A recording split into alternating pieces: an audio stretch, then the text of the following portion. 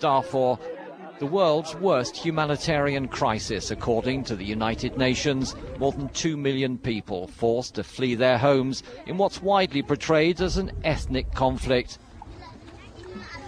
Government-backed Arab Janjaweed militias forcing Sudan's black Africans off their land.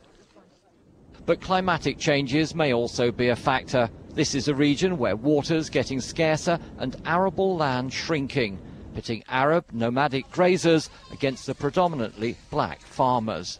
When people are unable to basically meet the basic conditions of ordinary life, one of the things which they're likely to do is to move.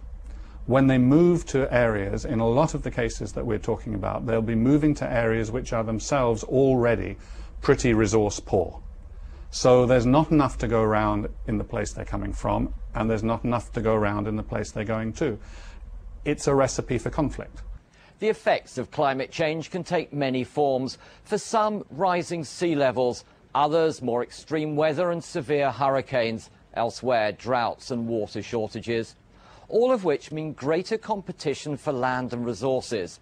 By comparing countries most at risk with areas of recent instability or conflict, the pressure group International Alert has identified 61 countries where climate change could result in armed conflict.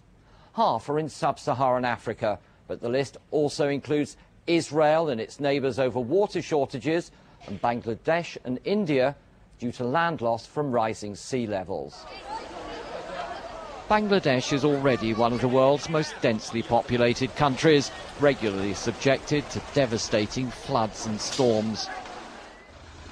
The report recommends that the international community urgently identifies the most likely areas of mass migration in the event of climate change and start working with the governments involved to reduce the risks of confrontation.